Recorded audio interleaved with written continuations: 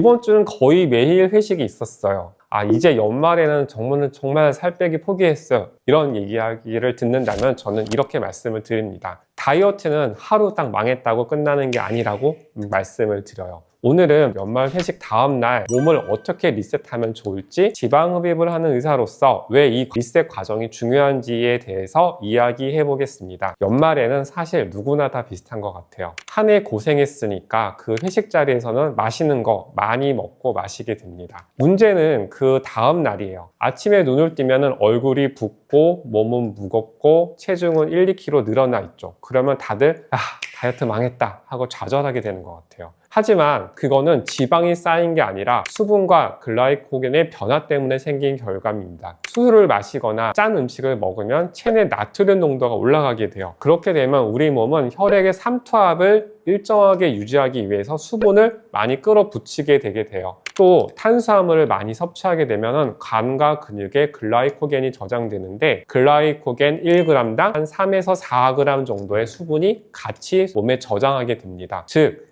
체중이 갑자기 늘었다면 그건 지방이 아니라 저장된 수분의 무게입니다. 이건 보통 24에서 48시간이 지나면 자연스럽게 빠지게 돼요. 그래서 포기하지 말고 리셋 루틴으로 바로 돌려놓는 게 굉장히 중요해요. 첫 번째는 수분과 전해질의 회복입니다. 술을 마시면 탈수가 생기고 짠 음식으로 나트륨이 과해지면 세포 내에 수분이 빠져나가게 됩니다. 이 상태에서 물을 마시면 더 붓지 않나요? 라고 물어보시게 되는데요. 오히려 그 반대예요. 몸이 탈수되면 수분을 더 많이 붙잡기 때문에 물을 더 많이 마셔줘야지 오히려 이 붓기가 빠지게 됩니다. 단 한 번에 많이 마시지 말고 10에서 15분 간격으로 미지근한 물을 천천히 마셔야 돼요. 또 가능하다면 여기에 전해질 파우더나 저당 이온 음료를 같이 섞어주시게 되면 훨씬 더 좋은 효과를 볼 수 있습니다. 이때 중요한 거는 몸의 순환이에요. 이뇨제나 커피로 강제로 수분 이렇게 빼내게 되면은 일시적으로 몸이 좀 가벼워지고 세포들도 더 강하게 수분을 저장하려고 반응하기 때문에 오히려 붓기가 더 오랫동안 지속되게 됩니다. 지방흡입 수술 후에도 같은 원리입니다. 회복 초기에 물을 너무 적게 마시게 되면은 림프순환이 정체되고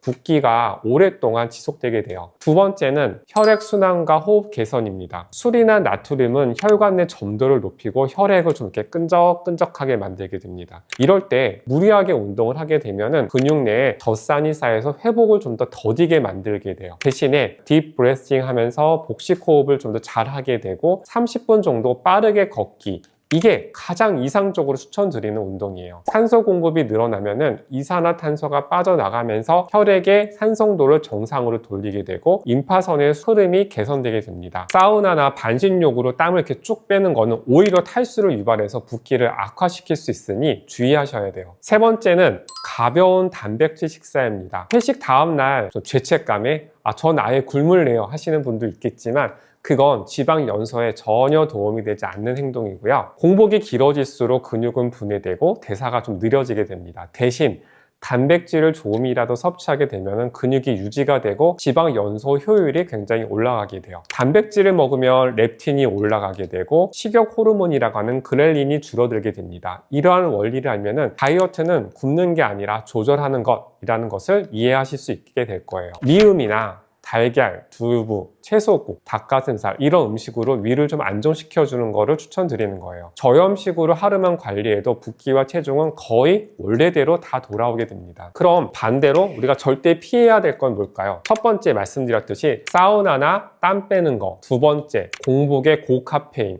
셋째 라면이나 짠 국물, 마지막으로 네 번째 과격한 유산소 운동입니다. 이 네 가지는 지방 연소와는 아무 상관이 없어요. 오히려 근육을 손실시키고 피로를 누적시켜서 탈수를 일으키면서 회복을 방해하게 됩니다. 지방흡입 환자분들께도 이런 리셋 루틴을 항상 강조드려요. 수술 후에 2, 3일간은 붓기가 심해 보이지만 염분 조절과 순환 관리를 잘 해주기만 해도 일주일 안에 굉장히 눈에 띄는 변화를 볼 수 있습니다. 지방을 제거한 자리에는 새로운 콜라겐과 섬유 조직이 형성되어야 하는데 이 시기에 부종이나 염증이 길어지면 라인이 무너질 수 있습니다. 그래서 저는 수술 후에 식단, 수분, 활동, 순환 이 네 가지를 관리의 4대 원칙으로 지켜달라고 부탁드리고 싶습니다. 마지막으로 정리하면 이렇게 기억하세요. 첫째, 물과 전해질로 수분 회복. 둘째, 복식 호흡과 30분 동안의 걷는 것. 셋째, 단백질 중심의 가벼운 식사. 넷째, 꼭 피해야 할 것들, 사우나, 짠 음식, 고카페인, 과한 운동은 이런 것들을 기억해 주십시오. 다이어트는 완벽하게 하는 게 아니라 꾸준히 다시 돌아오는 겁니다. 하루 회식했다고 살이 찌는 건 아니란 말이죠. 진짜 문제는 그 다음날 에라 모르겠다 하고 포기해버리는 바로 이 행동이에요. 술도 마시고 맛있는 것도 먹었으면 양심적으로 그 다음날은 바로 리셋할 수 있도록 좀 생각을 해주셨으면 좋겠습니다. 그게 진짜 다이어트입니다. 지방은 하루 만에 쌓이지 않지만 습관은 하루 만에도 바꿀 수 있습니다. 오늘 포기 대신 리셋. 내일의 라인은 오늘 하루 내가 어떻게 관리하느냐에 달려 있어요. 연말이라도 포기하지 말고 같이 리셋합시다.